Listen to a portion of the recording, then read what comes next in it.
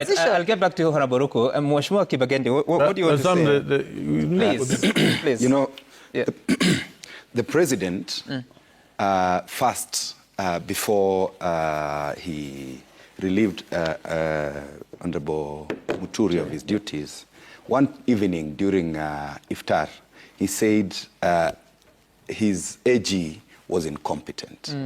He's gone on to say he was further an incompetent CS in the Department of Public Service.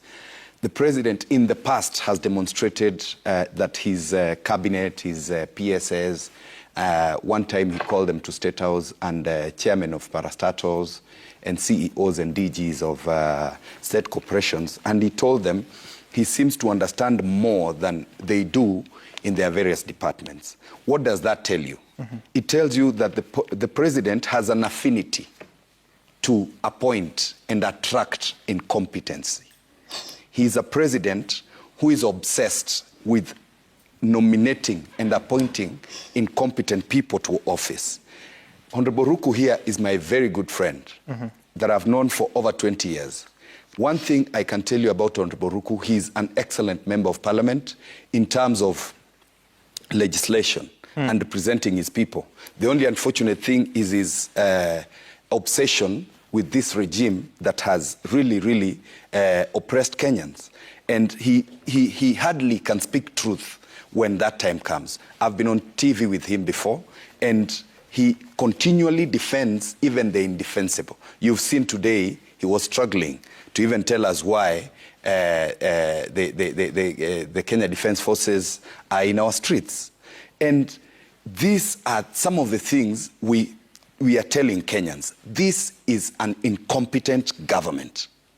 The president has told us this before, that he has an incompetent cabinet, incompetent permanent secretaries. Yet I know there are people actually in the cabinet, there are people who are permanent secretaries and secretaries in government and various other departments who are genuinely competent. But when the president gave them a blanket cover that they are incompetent, and he demonstrates that his AG was incompetent, yes, yet I know the AG told the president that the housing levy is illegal.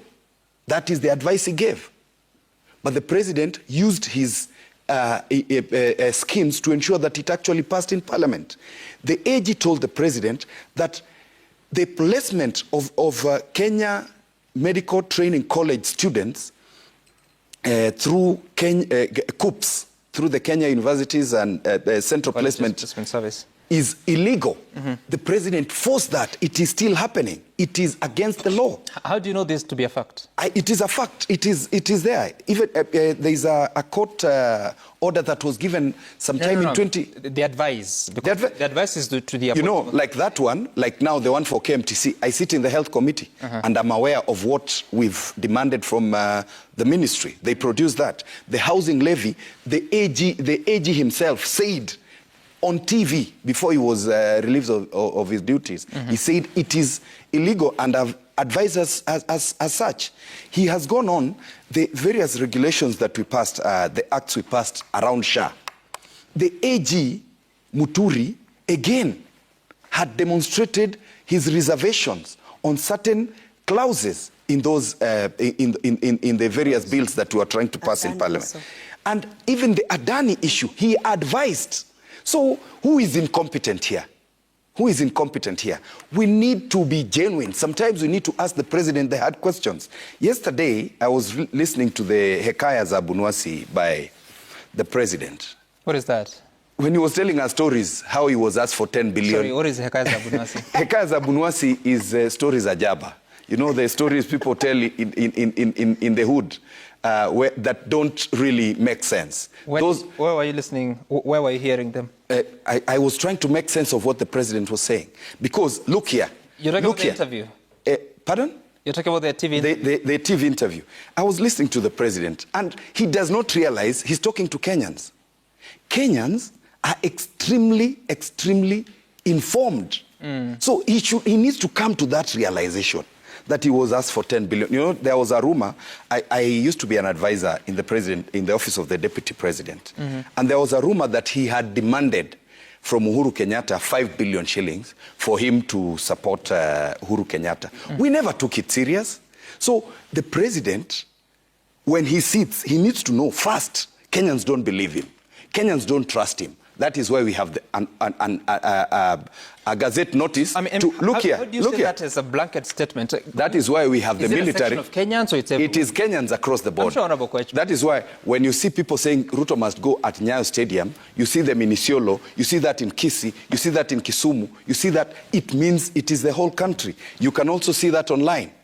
It has been demonstrated, and that is why he is unable to ask for removal of the gazette notice that is giving the military an opportunity for them to be in our streets.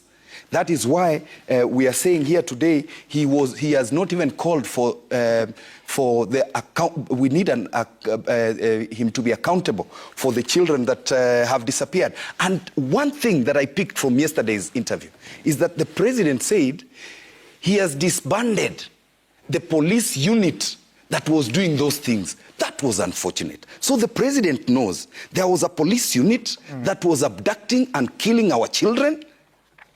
The president knows that there was something that was happened and he never did anything. Now he's stepping into Mount Kenya, one of his biggest ethnic bases that gave him the opportunity to try and hoodwink them one more time. I know the mountain people pretty well. They are very truthful, like Rigathi Gachagua is truthful.